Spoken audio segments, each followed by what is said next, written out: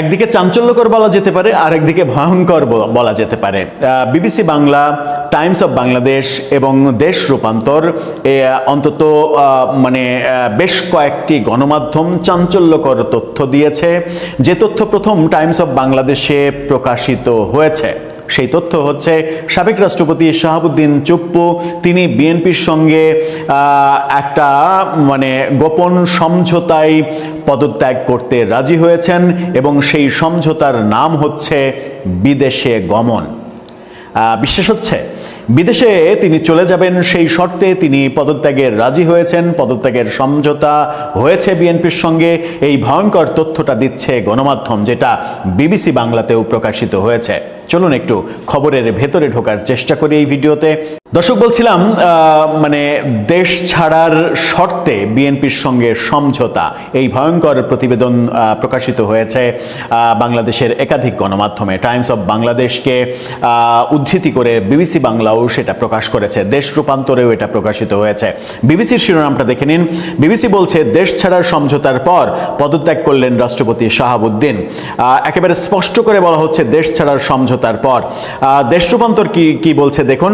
দেশ রূপান্তর বলছে, যে সমঝোতায় পদত্যাগ করেন সাবেক রাষ্ট্রপতি শাহাবুদ্দিন।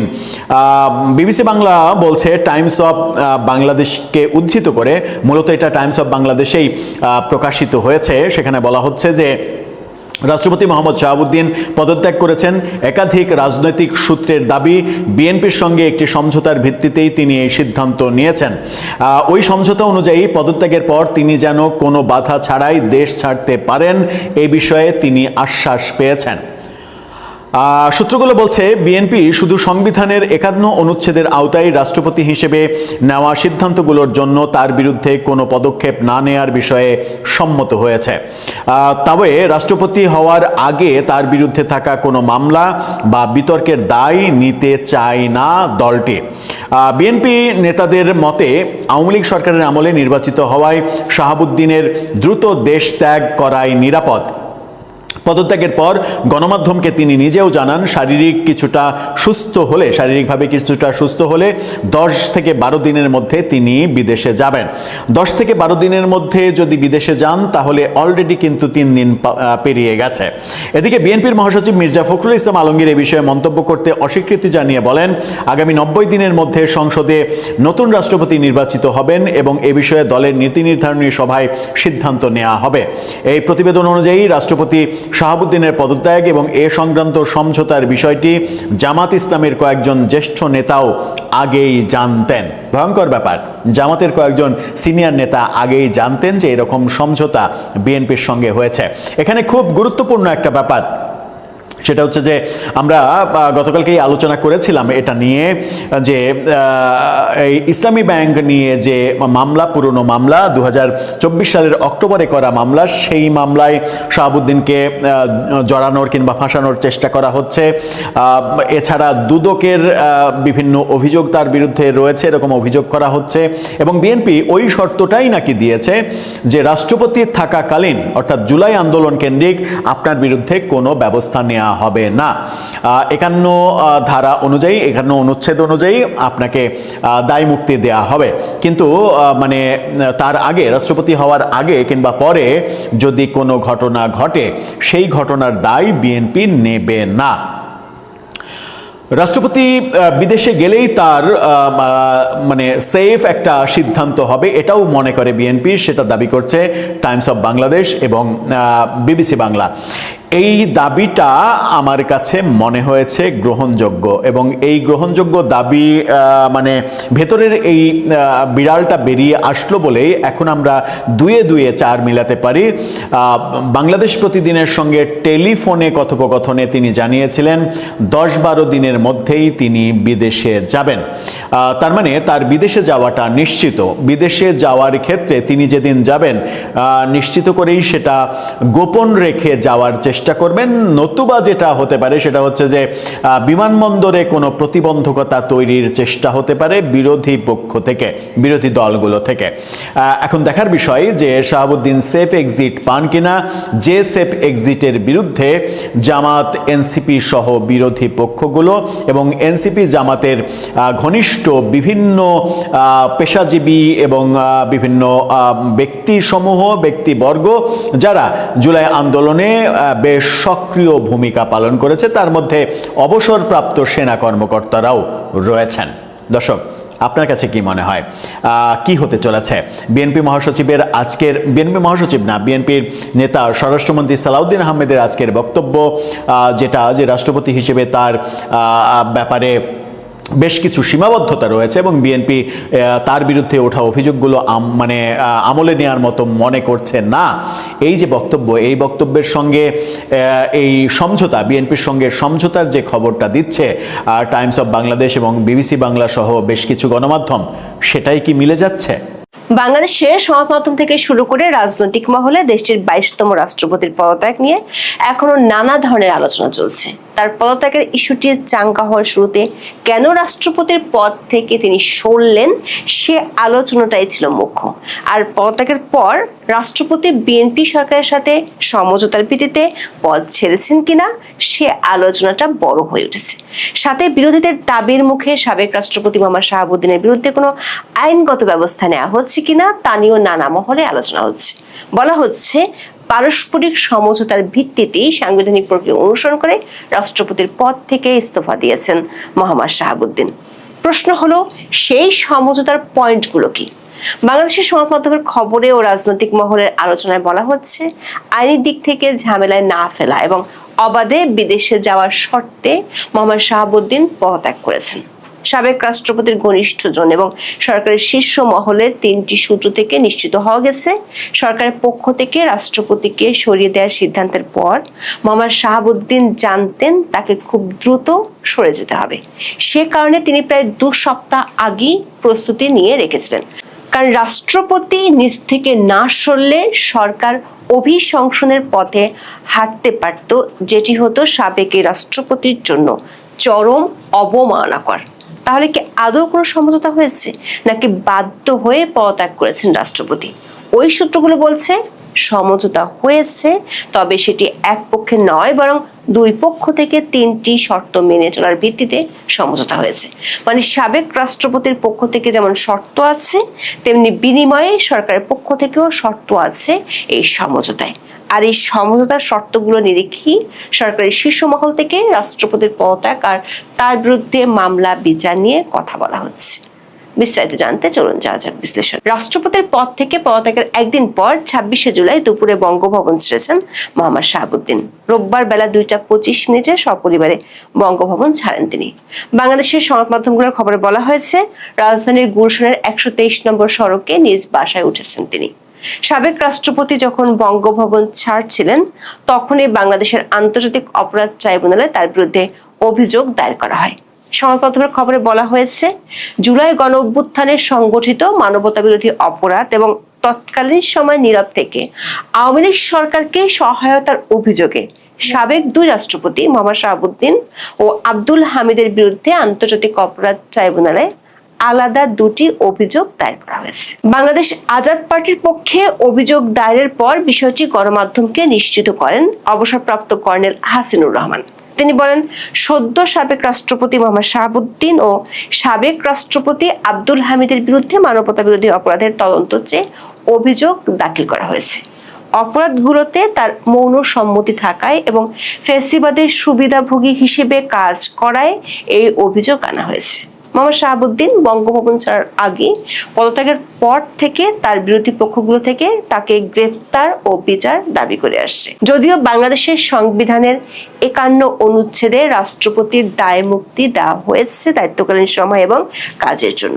51 1 নম্বর অনুচ্ছেদে বলা হয়েছে, রাষ্ট্রপতি তার দায়িত্ব পালনকালে কোনো কাজের জন্য তাকে কোনো আদালতে জবাবদিহি করতে হবে না। আবার 51 2 নম্বর অনুচ্ছেদে বলা হয়েছে, রাষ্ট্রপতি পদে থাকা অবস্থায় তার বিরুদ্ধে কোনো আদালতে কোনো ধরনের ফৌজদারি মামলা দায়ের বা চালু রাখা যাবে না। তাকে গ্রেপ্তার বা কারাগারে পাঠাতে কোনো আদালত পরোয়ানা জারি করতে পারবে না। সরকার শীর্ষ মহল থেকে বিষয়টি তুলে ধরা হয়েছে।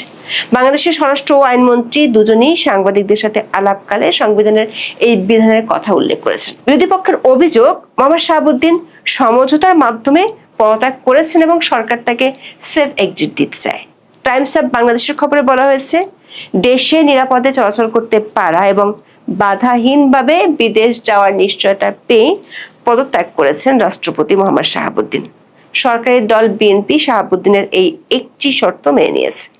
পত্রিকাটির খবরে বলা হয়েছে, রাষ্ট্রপতির দায়িত্ব পালনকালে সংবিধানের 51 অনুচ্ছেদ যে সুরক্ষা দিয়েছে সেটি তিনি পাবেন নিশ্চিতভাবেই। সাবেক রাষ্ট্রপতি এবং সরকারের শীর্ষ মহলের 3টি সূত্রে জানা গেছে, শর্ত এক পক্ষ থেকে নয় বরং 2 পক্ষ থেকেই দেওয়া হয়েছে। মোহাম্মদ শাহাবুদ্দিনের পক্ষ থেকে শর্ত ছিল কোনো ধরনের আইনি ঝামেলায় না জড়ানো এবং চিকিৎসার জন্য সপরিবারে দ্রুত বিদেশ যেতে দেওয়া। আর সরকারের পক্ষ থেকে শর্ত ছিল পদত্যাগের পর মুখ বন্ধ রাখা, বিশেষ করে অন্তর্বর্তী সরকারের কর্মকাণ্ড নিয়ে। যেসব কর্মকাণ্ড নিয়ে মুখ খুললে বর্তমান সরকারও সাংবিধানিক এবং আইনি ঝামেলায় পড়তে পারে এবং এমন বিষয়ে সাংবাদিক সহ অন্য কোনো পক্ষকে কিছু না বলা। সূত্রগুলো বলছে, রাষ্ট্রপতি যদি সরকারের শীর্ষ মহলের দেওয়া শর্ত রাখেন, তাহলে সরকারও তার বিরুদ্ধে রাষ্ট্রপতির দায়িত্ব পাওয়ার আগে এবং দায়িত্ব ছাড়ার পরের সময় কোনো কিছু নিয়ে আইনি জটিলতায় জড়াবে না। ইতিমধ্যে সরকারের শীর্ষ মহলের বক্তব্য এমন ইঙ্গিত মিলছে। যেমন স্বরাষ্ট্রমন্ত্রী সালাউদ্দিন আহমেদ বলেছেন, সাবেক রাষ্ট্রপতি শাহাবুদ্দিনের বিরুদ্ধে ওঠা অভিযোগ আমলে নেয়ার মতো কিছু নেই। এনসিপি সহ একাধিক বিরোধী রাজনৈতিক দল সদ্য সাবেক রাষ্ট্রপতি মোহাম্মদ শাহাবুদ্দিনকে দ্রুত গ্রেপ্তারের যে দাবি তুলেছে সে সম্পর্কে স্বরাষ্ট্রমন্ত্রী বলেছেন, এমন দাবি তোলার অধিকার যে কারো আছে, কিন্তু সরকারের এই দাবি আমলে নেওয়ার মতো কোনো বক্তব্য ওখানে নেই। এমনকি লন্ডন সফরে গিয়ে সাবেক প্রধানমন্ত্রী শেখ হাসিনার সাথে টেলিফোনে কথা বলেছেন বাংলাদেশের একটি পত্রিকায় এমন খবরকে একেবারেই উড়িয়ে দিয়েছেন স্বরাষ্ট্রমন্ত্রী। এ প্রসঙ্গে বিস্ময় প্রকাশ করে বলেছেন, আজকালকার ইন্টারনেটের দুনিয়ায় কারোর সাথে কথা বলার জন্য কি লন্ডন যেতে হয়?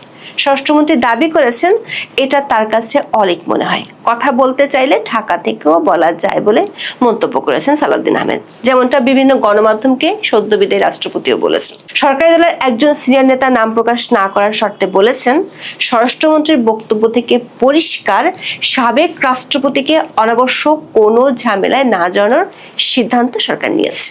সালাউদ্দিন আহমেদ বলেছেন, মোহাম্মদ শাহাবুদ্দিনের নিয়োগ আওয়ামী লীগ আমলে হলেও অন্তর্বর্তী এবং বিএনপি সরকার আমলে তিনি সাংবিধানিক উপায়ে কাজ করেছেন এবং বিএনপি সরকারের প্রতি তার সমর্থন ছিল। সরকার একটি সূত্র বলছে, সমঝোতার অংশ হিসেবে শুধু রাষ্ট্রপতি পদে থাকার সময়ই নয়, তার আগে পরের ঘটনায় রাষ্ট্রপতির বিরুদ্ধে সরকার কোনো অবস্থানে যেতে চায় না, যদি মৌখিক সমঝোতার শর্ত সাবেক রাষ্ট্রপতি ভঙ্গ না করেন। সে ইঙ্গিত পাওয়া যাচ্ছে বাংলাদেশ ব্যাংকের কথাতেও। দৈনিক সমকালের খবরে বলা হয়েছে, রাষ্ট্রপতির পদ থেকে সদ্য পদত্যাগ করা মোহাম্মদ শাহাবুদ্দিনের বিরুদ্ধে কেন্দ্রীয় ব্যাংক আলাদা কোনো অনুসন্ধান চালাবে না। তবে তার বিরুদ্ধে নতুন করে কোনো তদন্ত না হলেও পুরনো কোনো ঘটনার সংশ্লিষ্টতা পাওয়া গেলে সে বিষয়ে সিদ্ধান্ত নেওয়া হবে। বাংলাদেশ ব্যাংকের মুখপাত্র ও নির্বাহী পরিচালক আরিফ হোসেন খান কথা বলেছেন। রোববার কেন্দ্রীয় ব্যাংকের সাংবাদিকদের তিনি বলেন, মোহাম্মদ শাহাবুদ্দিন সাংবিধানিকভাবে দেশের সর্বোচ্চ পদে দায়িত্ব পালন করেছেন, তাই তাকে লক্ষ্য করে ব্যক্তিগতভাবে আলাদা কোনো অনুসন্ধান বা তদন্ত পরিচালনার পরিকল্পনা নেই। যার অর্থ হলো, রাষ্ট্রপতি পদে আসীন হওয়ার আগ পর্যন্ত তিনি দুদকের দায়িত্বে থাকা অবস্থায় বা ইসলামী ব্যাংকের পরিচালনা পর্ষদে থাকাকালীন তার কোনো অনিয়ম বা দুর্নীতি, এস আলম গ্রুপের সঙ্গে সংশ্লিষ্টতা সহ কোনো অনিয়মের বিষয়ে কোনো দায়িত্ব নিতে চায় না সরকার। ইসলামী ব্যাংকের নিয়ন্ত্রণ গ্রহণে সাবেক রাষ্ট্রপতি শাহাবুদ্দিনের সংশ্লিষ্টতার অভিযোগ নতুন করে আলোচনায় এসেছে।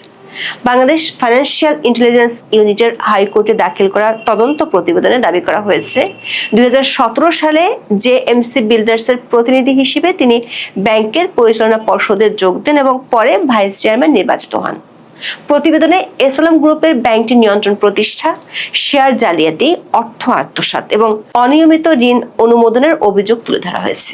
বিষয়টি বর্তমানে হাইকোর্টে বিচারাধীন রয়েছে এবং আগামী বুধবার শুনানির কথা রয়েছে। শুধু আইনি ঝামেলা থেকে রক্ষাই নয়, সরকার সাবেক রাষ্ট্রপতির প্রাপ্য সুবিধাগুলো নিশ্চিত করতে চায় যদি সরকারের শর্ত তিনি মানেন। স্বরাষ্ট্রমন্ত্রী সালাউদ্দিন আহমেদ বলেছেন, বাংলাদেশের সংবিধানে রাষ্ট্রপতিকে বিশেষ সুবিধা দেওয়া হয়েছে, যার ফলে তার বিরুদ্ধে আদালতে ফৌজদারি আইনে মামলা করা যায় না। এছাড়া পদ ছেড়ে দেওয়ার পরও একটি নির্দিষ্ট সময় পর্যন্ত রাষ্ট্রপতিকে সুরক্ষা ও নিরাপত্তা দেওয়ার যে বিধান রয়েছে সেগুলো সরকার দেবে। রাষ্ট্রপতির ঘনিষ্ঠ দুটি সূত্র থেকে জানা গেছে, রাষ্ট্রপতি চিকিৎসার জন্য সপরিবারে বিদেশে যেতে চান। সম্মিলিত সামরিক হাসপাতালে এরই মধ্যে তার শারীরিক চেক আপ করা হয়েছে। জটিল রোগে আক্রান্ত হওয়ায় সম্মিলিত সামরিক হাসপাতাল থেকে তাকে বিদেশে চিকিৎসা নেওয়ার পরামর্শ দেওয়া হয়েছে। তার স্ত্রী রেবেকা সুলতানাও অসুস্থ, তাই স্ত্রীকে সঙ্গে নিয়ে চিকিৎসার উদ্দেশ্যে বিদেশে যাবেন তিনি। পদত্যাগপত্রে তিনি বেশ কয়েকটি জটিল রোগের কথা বলেছেন। সরকারের সূত্রগুলো বলছে, সরকার রাষ্ট্রপতিকে বিদেশ যেতে দিতে রাজি, তবে সেক্ষেত্রে শর্ত আছে। শর্তটি হলো, তিনি দেশে ও বিদেশে বর্তমান সরকারের জন্য বিব্রত হয় এমন কোনো কথা বলতে পারবেন না। মোহাম্মদ শাহাবুদ্দিন দুদকে থাকার সময় থেকেই তার সাথে সাংবাদিকদের ভালো সম্পর্ক, এই তথ্য সরকারের জানা আছে।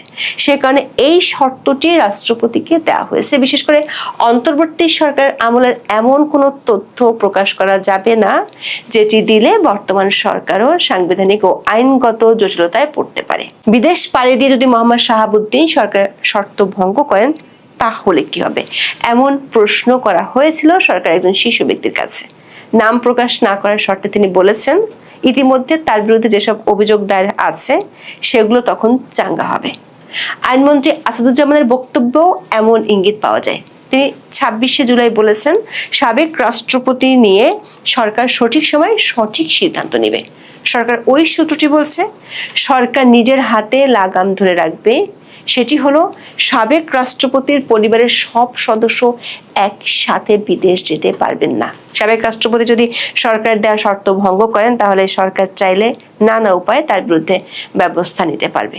একটি সূত্র বলছে, আগামী মাসের শুরুর দিকে বা মাঝামাঝি সময় মোহাম্মদ শাহাবুদ্দিন স্ত্রীকে নিয়ে বিদেশে যেতে পারেন। সদ্য সাবেক রাষ্ট্রপতি মোহাম্মদ শাহাবুদ্দিনের দ্রুত দেশের বাইরে চলে যাওয়াকে নিরাপদ মনে করছে সরকারও। আওয়ামী লীগ আমলে নির্বাচিত সাবেক এই রাষ্ট্রপতিকে নিয়ে সরকারও ঝামেলা মুক্ত থাকতে চায় বলে বিদেশে পাঠিয়ে দিতে চায় সরকার। তবে সেক্ষেত্রে সুতো ছেড়ে দিলেও নাটাইয়ের লাগাম সরকার নিজের হাতে রেখে তবে বিদেশ যাওয়ার অনুমতি দিবে, এমন মন্তব্য করেছেন বিএনপির এক শীর্ষ নেতা। এখন এ পর্যন্ত।